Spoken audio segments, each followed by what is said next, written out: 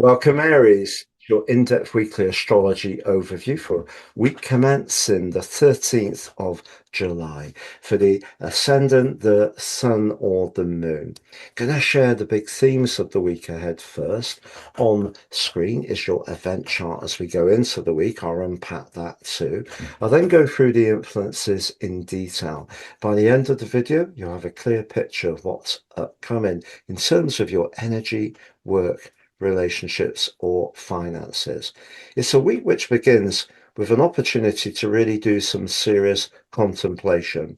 And that contemplation may be very much about where you live, who you live with, and how. It could be about some deeply personal issues. Maybe something has got pushed to one side of late, such as being the electric energy that's been gripping you. And maybe it is a good time to just stop and try to decipher things. And that's going to be boosted by the new moon on Tuesday. But when it comes to your relationship situation, you could find yourself craving excitement, but it may also be at work. If you do a job that's functional, but perhaps a little predictable, you may find yourself wondering if you could do something different. But towards the end of this week, Aries, it's very much about the big picture, your long-term plan, how you're going to get to your future. So on the screen is your event chart. As ever, we need to look at the two luminaries, the moon and the sun, but also your ruler Mars. So there's the moon just newly arrived in Cancer, the sign it rules, and it's going to meet with the sun exactly on Tuesday. So if you like, a new moon is a moon cazimi. So the radiance of the sun merges with the beauty of the moon. And the new moon in Cancer is particularly evocative because the moon rules that sign. But this year, because of Mercury being in its retrograde and very close to the sun and the moon, we're going to need to balance how we feel about things with how we think and discuss those feelings too. And that opportunity comes as early as Monday with a Mercury cazimi. It's the fourth of six this year, but because Mercury is retrograde, there may be something that needs to be re-looked at or re-discussed from the past, but the potential for healing is strong, but it will require some patience. And you may find yourself feeling a bit on edge because Uranus and Mars in the quick-witted sign of Gemini are still very close together, and that's a very high energy vibe. And also Uranus is clashing with Venus at the start of this week and through to Thursday. So if you have got a relationship with a friend, it may be with a partner that is perhaps a little too predictable. You may find yourself wanting to be perhaps a little bit more provocative in order to get a reaction because really you're looking for greater excitement. Now, in a solid ongoing relationship, it can be a chance to say, yeah, let's do something completely different. That can refresh things.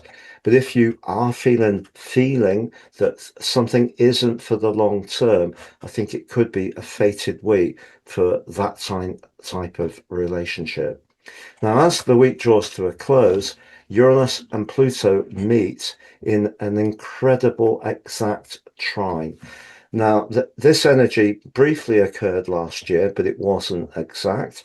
And it's been building up this year for some time, since the end of April. And it's going to be exact again on November the 29th. And we're going to have 5 hits of this over the next few years. Essentially, Pluto is very much about the collective, but for you personally, it's about your long-term future. And Uranus in Gemini is certainly giving you a zest for new ideas.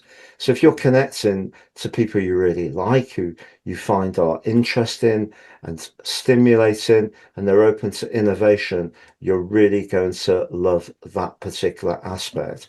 And really helpfully for you too, Mars, your ruler, by that time has moved forwards and links back to Saturn, the steady Eddie of the Zodiac. So if you've got a future plan that's very imaginative, but also well thought through and structured, it has an amazing chance of success. So to summarize this week, Aries, I think there is a need to be in touch with how you feel. There may be a need to just pause a little bit and really work out something that has been perhaps a little bit tangled, but also by the end of the week, a desire to really burst into your future and own it in a much more dynamic way is really going to show up. I'm going to summarize those four areas of energy, work, relationships, and finances next. Just to say, I've reduced the price of my personal horoscope reports, 3 for the price of 1, but on the forecast, you'll get the rest of 2026 3, but all of 2027 3 too. You also get your life roadmap report and your draconic soul karmic analysis. Please see below for more. If you've yet to watch my year 2026 second half 6-month video, please click on the eye on the screen, and that will give you a deeper insight into working with these exciting energies that are unfolding at the moment. So if you'd like to work with me one-to-one, please see my testimonials below. If you've yet to sign up for your free daily written horoscope, you can do that below too as well. As far as energy is concerned, energy, I think, could be a little bit edgy, and that isn't necessarily a bad thing. You just may find it a bit difficult to sit still, and there may be a sensitive issue that does need to be talked through. You may find yourself a little bit dismissive of that. You may be completely open to it. It depends on your exact situation. But if you can, I would take that new moon Cancer energy seriously. It's a chance to really think about what makes you secure and safe, because if that part of your life is right, it gives you the foundation to really burst into all the other areas in a dynamic way. In terms of your relationships, if you're single, I think there could be some serious flirting, but you could end up chatting to someone in a completely random but routine type of situation. If you are in a relationship that's going well, do try to look at it in a fresh way and try to change your routines. If in terms of your financial situation, you're wanting to bring a greater sense of possibility into your world, the path of fortune is very close to Chiron in the second house. So that gives you a chance to work on really feeling that you are worthy of gaining greater resources. And Jupiter, the planet of good fortune, is in a stunning link with Uranus, but also with Neptune, and it's in an opposition with Pluto. And that particular opposition can give you a lot of extra drive and determination to improve your situation. And the fifth house can be about speculation, but I wouldn't go too quickly, because with Venus, the planet of money, challenged by Uranus, I think an impulsive decision may not be for the best.